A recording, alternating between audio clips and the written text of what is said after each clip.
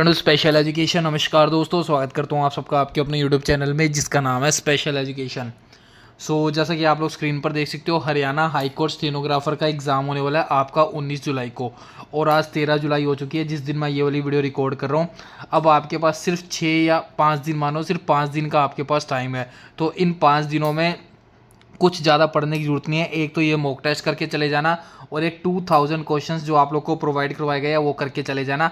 And last के 6 months जो आपकी वीडियो अपलोड की थी यूट्यूब पे, पिछले 6 महीने के जो करंट अफेयर्स करवाया है और स्टैटिक क्वेश्चन करवाया है वो करके चले जाना। एग्जामिनेशन में डेफिनेटली आपको हेल्प मिलेगी। आई होप आप सबने एडमिट कार्ड भी डाउनलोड कर लिया होगा। तो चलिए मूव करते हैं क्वेश्चन नंबर 1 की तरफ। आज का हमारा मॉक टेस्ट नंबर 5 है। इससे पहले अगर आपने 4 मॉक टेस्ट देख लिए तो जाके बढ़िया, अगर नहीं देखे तो डिस्क्रिप्शन बॉक्स में लिंक दे रखा है, जाके आप लोग देख सकते हो। तो चलिए स्टार्ट कर लेते हैं। बट उससे पहले अगर आप लोग चैनल पर पहली बार विजिट कर रहे हो और अभी तक आपने चैनल को सब्सक्राइब नहीं किया, then please do subscribe the channel, also press the bell icon so you can get all the latest update from our channel. तो चलिए स्टार्ट कर लेते हैं। पहला क्वेश्चन आपके सामने, Patriot air defence system recently mentioned in the news was developed by which country. Patriot air defence system जो हाल ही में समाचारों में था, किस देश द्वारा विकसित किया गया है? इसका राइट आंसर है USA, United State of America. Option number C is the right answer. What is the INS Brahmaputra जो अभी न्यूज़ में था? आईएनएस ब्रह्मपुत्र क्या है जो अभी समाचारों में देखा गया था? ये एक गाइडेड मिसाइल फ्रिगेट है। Option number A. Mako missile अभी न्यूज़ में देखी गई थी, तो आपको बताना है माको मिसाइल कौन सी कंट्री ने, कौन से देश ने विकसित की है? इसका राइट आंसर है यूनाइटेड स्टेट। आज के 15 क्वेश्चन मैं डिफेंस से रिलेटेड लेके आया हूँ। जो डिफेंस के क्वेश्चन है और करंट अफेयर में इंपॉर्टेंट है वो वाले लेकर आया हूँ। Which Indian naval ship recently participated in the Russian navy day celebration in Saint Petersburg. हाल ही में कौन सा भारतीय नौसेना का जहाज सेंट पीटरबर्ग में रूसी नौसेना दिवस समारोह में भाग लिया? इसका राइट आंसर है option number C, INS Tabar. Tejas light combat aircraft recently seen in the news is developed by which organisation. Tejas हल्का लड़ाकू विमान जो हाल ही में न्यूज़ में देखा गया, किस संगठन द्वारा या किस ऑर्गेनाइजेशन द्वारा विकसित किया गया? तो ये डीआरडीओ के द्वारा डेवलप किया गया। Option number A. Which country hosted the exercise pitch black 2024। कौन से देश ने पिच ब्लैक 2024 की मेज़बानी की? इसका राइट आंसर है ऑप्शन नंबर सी, ऑस्ट्रेलिया ने। What is C 130J super Hercules. C 130J super Hercules जो न्यूज़ में देखा गया, ये क्या चीज़ है? तो ये टर्बोप्रोप मिलिट्री ट्रांसपोर्ट एयरक्राफ्ट है। Option number C is the right answer. Which Indian naval ship recently arrived at the port of the Colombo for a 3-day maiden visit to the Sri Lanka. कौन सा भारतीय नौसेना का जहाज हाल ही में श्रीलंका की 3 दिन की पहली यात्रा के लिए कोलंबो बंदरगाह पर पहुंचा? इसका राइट आंसर है option number C, INS Mumbai. Recently India second nuclear power ballistic missile submarine INS Arighat was commission at which place. हाल ही में भारत की दूसरी न्यूक्लियर पावर्ड बैलिस्टिक मिसाइल पनडुब्बी जिसका नाम है आईएनएस अरिघात किस स्थान पर कमीशन की गई? ये कमीशन की गई थी Visakhapatnam, Andhra Pradesh. Again option number C is the right answer. What is the name of the India's first pollution control vessel recently launch by Indian coast guard. Bharat के पहले प्रदूषण नियंत्रण पोत का क्या नाम है जो हाल ही में भारतीय तटरक्षक बल ने लॉन्च किया है? इसका राइट आंसर है Samudra Pratap. Option number B. Recently the defence minister inaugurated the new Indian coast guard ICG maritime rescue coordination centre in which city. हाल ही में रक्षा मंत्री ने किस शहर में नए भारतीय कोस्ट गार्ड आईसीजी समुद्री रक्षा केंद्र का उद्घाटन किया? इसका राइट आंसर है option number D, Chennai. What is sonobuoy recently mentioned in the news. Sonobuoy क्या है जो हाल ही में समाचारों में देखा गया? ये एक स्मॉल एक्सपेंडेबल डिवाइस है जो यूज़ की जाती है अंडर वाटर में, पानी के अंदर, टू डिटेक्ट सोनार सिस्टम को डिटेक्ट करने के लिए। Recently Russia and China launch the ocean 24 naval exercise in which water body. हाल ही में रूस और चाइना ने ओशन 24 नौसेना का अभ्यास किस जल क्षेत्र में आयोजित किया? सी ऑफ जापान में किया था। Option number C. Which institution has recently launch a cyber commando training for police. कौन सी संस्था ने हाल ही में पुलिस के लिए साइबर कमांडो प्रशिक्षण शुरू किया है? इसका राइट आंसर है आईआईटी मद्रास ने स्टार्ट किया, option number D. India host Malabar naval exercise 2024 in which city, Bharat Malabar नौसेना अभ्यास 2024 की शहर में आयोजित करता है, तो ये किया है विशाखापट्टनम में, ऑप्शन नंबर बी। आगे बढ़ने से पहले अगेन बोल दूँ, एग्ज़ाम में सिर्फ आपके 5 दिन रह गए, अगर अभी तक कुछ नहीं पढ़ा तो सिर्फ ये 2000 क्वेश्चंस करके चले जाना, एग्ज़ाम में डेफिनेटली हेल्प मिलेगी, जिसमें 1000 क्वेश्चन आपके जीके के प्रोवाइड करवाए गए हैं एंड 1000 क्वेश्चन आपको इंग्लिश के प्रोवाइड करवाए गए हैं। जो आपका पंजाब हाई कोर्ट का जस्ट अभी एग्ज़ाम हुआ था 6 जुलाई को, उसमें ये इंग्लिश के क्वेश्चन काफ़ी हेल्पफुल रहे थे। मैक्सिमम क्वेश्चन 90% क्वेश्चन आपको यहाँ से देखने को मिले थे, तो ये जरूर डाउनलोड करके जाना, डिस्क्रिप्शन बॉक्स में आपको लिंक दिया हुआ है। अगला क्वेश्चन है, which Indian aircraft carrier participated in the naval exercise between India and Italy near Goa, Bharat और इटली के बीच गोवा के पास एक समुद्री अभ्यास में कौन सा भारतीय विमान पोत शामिल हुआ? इसका राइट आंसर है option number C, INS Vikramaditya. What is the name of the second indigenous survey vessel recently inducted in Indian army, हाल ही में भारतीय नौसेना में इंडक्टेड हुए दूसरे स्वदेशी प्रशिक्षण पोत का क्या नाम है? इसका नाम है निर्देशक, ऑप्शन नंबर ए। IBS AMAR एक्सरसाइज कौन सी 2 कंट्री के बीच में हुई है? एक्चुअली 3 देशों के बीच में हुई है, सो ये हुई है India, Brazil and South Africa, option number C. और एक्सरसाइज का नाम है IBS AMAR, ठीक है। आई से इंडिया हो गया, बी से ब्राज़ील हो गया और SA से हो गया साउथ अफ्रीका, और MAR हो गया मैरीटाइम एक्सरसाइज। अगला है आपका ईयर मिसाइल या यार मिसाइल, जो कि अभी न्यूज़ में देखी गई, कौन सी कंट्री ने डेवलप की है? यार मिसाइल जिसे समाचारों में देखा गया किस देश के द्वारा विकसित की गई है? सो ये विकसित की गई है रशिया के द्वारा, option number B. Recently where was the Sagar Kavach exercise held, हाल ही में सागर कवच एक्सरसाइज कहाँ पर आयोजित की गई थी? सो ये की गई थी चेन्नई एंड लक्षद्वीप में, option number B. What is the minimum age required to become prime minister of India, Bharat का प्रधानमंत्री बनने के लिए न्यूनतम आयु कितनी होती है? सो ये होती है 25 years minimum age, option number B. Which one of the following is the specific feature of the single member constitution system, निम्नलिखित में से कौन सा एकल सदस्य निर्वाचन क्षेत्र प्रणाली की विशिष्ट विशेषता है? इसका राइट आंसर है option number C, it secures a stable majority in the legislature. Who was the first speaker of the Lok Sabha, Lok Sabha के पहले अध्यक्ष कौन थे? ये थे GV Mavalankar, option number B. Who was the first president of independent India, simple सा question है, स्वतंत्र भारत के पहले राष्ट्रपति कौन थे? Doctor Rajendra Prasad. Lok Sabha secretariat comes under the direct control of dash, Lok Sabha सचिवालय सीधे किसके नियंत्रण में आता है? सो लोकसभा सचिवालय स्पीकर ऑफ लोकसभा के नियंत्रण में आता है, ऑप्शन नंबर सी।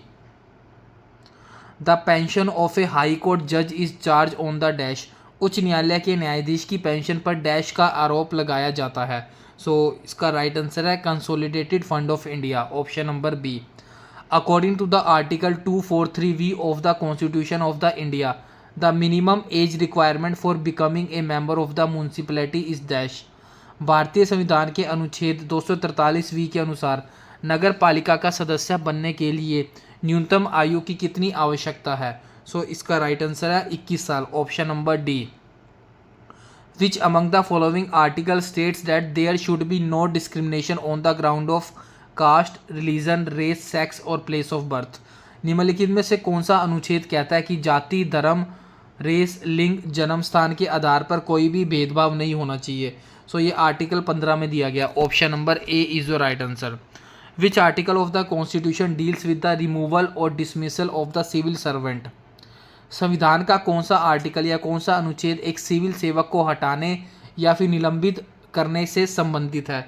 सो इसका राइट आंसर है ऑप्शन नंबर सी, आर्टिकल 311। अगला क्वेश्चन है हमारा आज का last but not the least, the national integration council NIC is chaired by the dash, राष्ट्रीय एकीकरण परिषद NIC की अध्यक्षता कौन करते हैं? सो इसका राइट आंसर है प्राइम मिनिस्टर के द्वारा की जाती है, ऑप्शन नंबर ए। तो ये था आपका आज का GK का सेक्शन, ये कंप्लीट होता है और अब हम लोग मूव करते हैं इंग्लिश के सेक्शन की तरफ। तो चलिए दोस्तों स्टार्ट कर लेते हैं अब हम लोग इंग्लिश का सेक्शन। पहला क्वेश्चन आपके सामने है, select the related letter word number from the given alternative.